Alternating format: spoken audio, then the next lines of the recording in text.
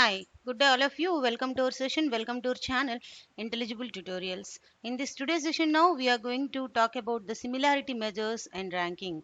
So in the searching of an item, we are in the lesson of the searching of item and binding concepts of the fourth unit of information retrieval systems. And now what are the various kinds of the similarity measures and ranking that can be used to retrieve an item from the information retrieval systems database. Okay, for that we are going to use some kind of the similarity measures and ranking measures. What are they now? We are going to see. See here, searching is concerned with calculating the similarity between the user search statement and the items in the database. Obviously, the searching is one of the phenomena which calculate the similarity between the items. And what are the items that are going to be searched? What are the searchable items? It computes the similarity between these two items. Whenever similarity is existing, then those items will be retrieved. Okay, so basing on the similarity only the items can be retrieved.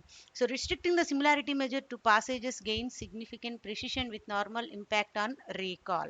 Okay, so here high similarity, low similarity, two kind of the similarities will be there.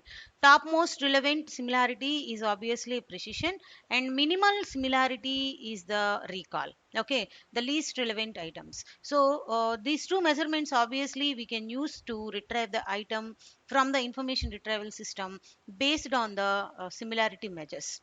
Okay, the similarity measure gives two kinds of the measurements, precision and recall.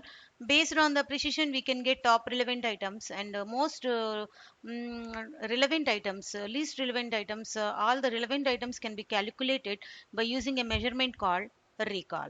Now we already know about these two measurements in our first unit. Okay, what the next one is saying is the relevant items, whatever we have identified, they are ranking on the relevant items, and some scalar number also represented along with the relevant item. And basing on the similarity, how similar the item is, uh, which we are going to search, and the available item, how similar both the items are. This similarity can be represented with the use of some kind of the scalar number, and as well as the ranking also represented, the topmost ranking, least ranking, like that the ranking also represented in the similarity measures. The next, see here a variety of the different similarity measures that can be used to similarity between the item and as well as the search statement. So the characteristic of the similarity formula is that the results of the formula increases whatever result that we can obtain in the similarity measure. The formula the formula executes, and it gives some kind of the result. That result increases when the similarity increases. Okay, the value becomes 0 when the similarity decreases. Whenever it becomes 0, the items are totally dissimilar. That means there is no similarity is existing. So what does it indicates means, whenever there is a large number there is a high similarity. When is there is 0, there is no similarity. Okay, the example of a simple sum of product similarity measure from the examples determine the similarity between the documents for clustering purposes is, see the sum of products of the documents for calculating the similarity of each and every items between the documents for clustering purpose is given as this particular formula. Similarity of item I comma item j is equal to z of term ix term ja.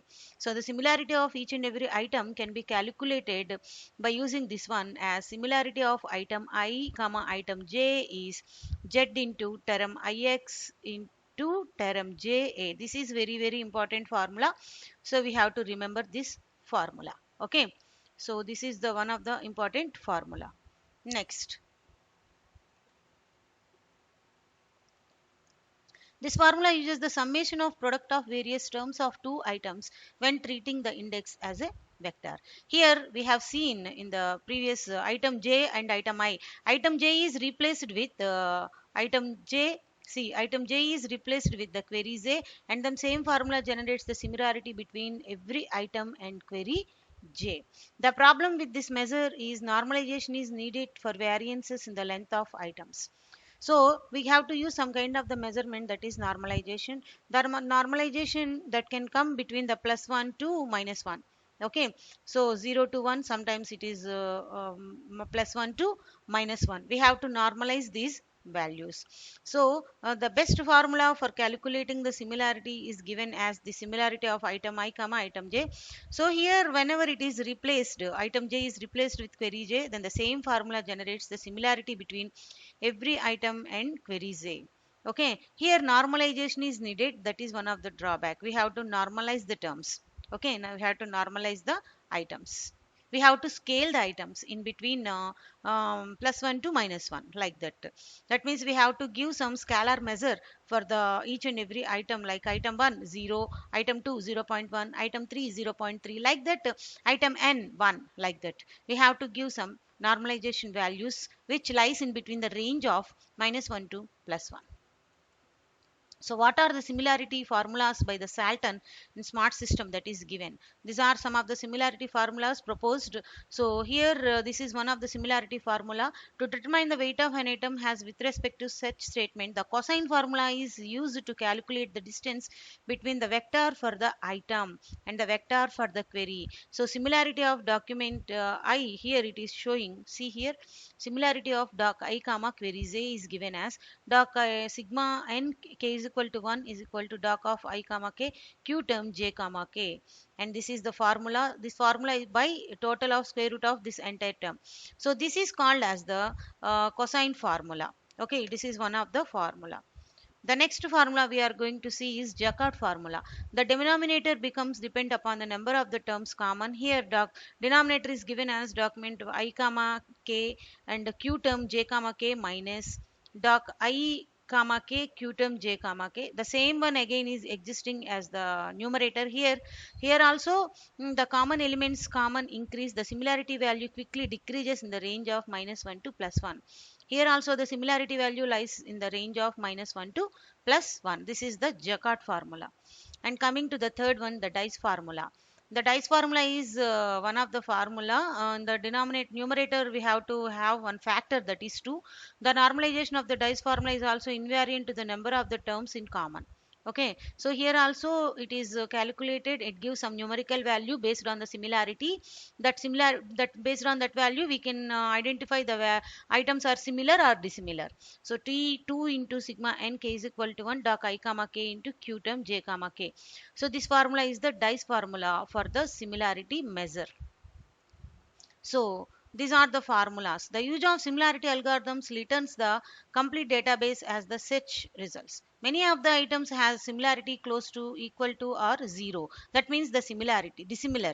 Thresholds greater than 0 are usually associated with the search process. Okay, the threshold defines the items in the resultant hit file from the query.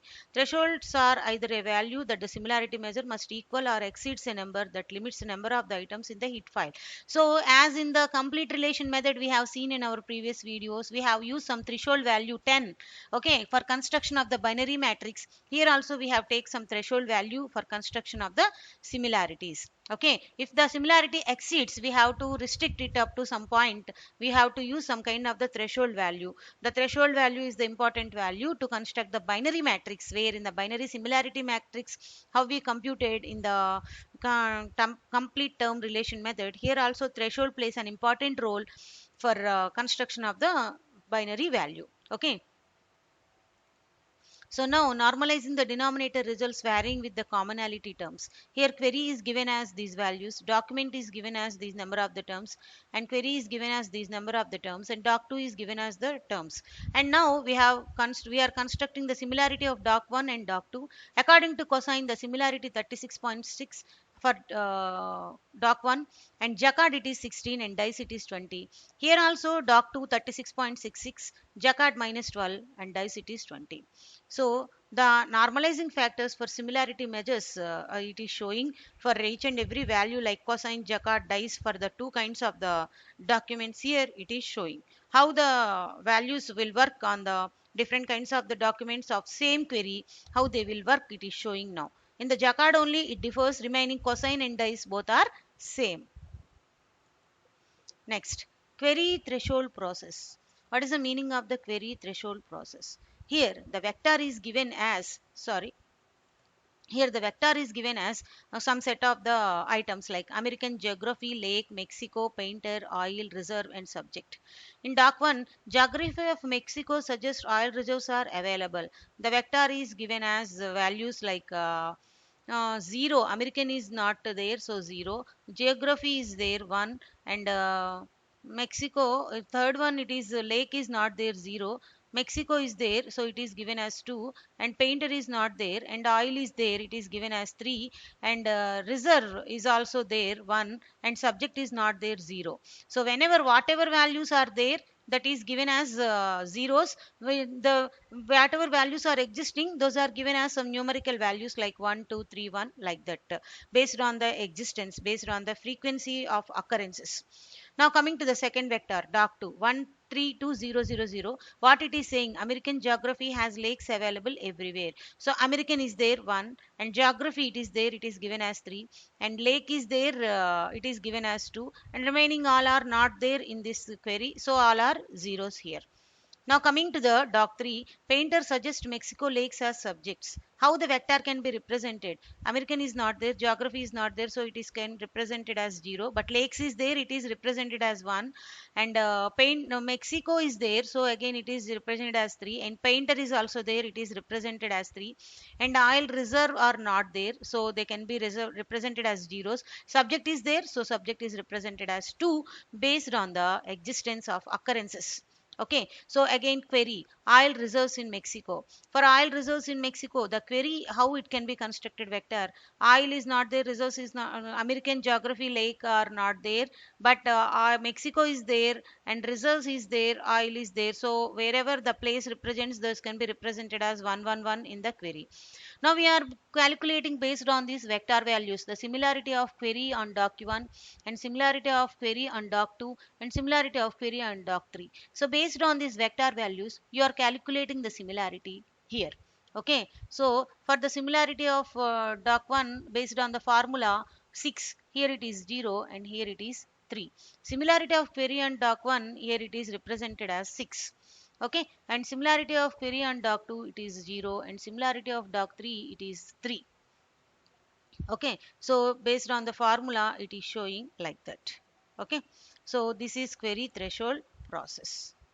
In the next video, we are going to talk about what are the items, item hierarchy, how it can be constructed, what are the centroids, what are the relevance feedback, and all these things of the fourth unit concepts we will see in the coming videos. If you like my video, please subscribe my channel, Intelligible Tutorials, and please watch, share, and subscribe my channel. Please watch and share my videos.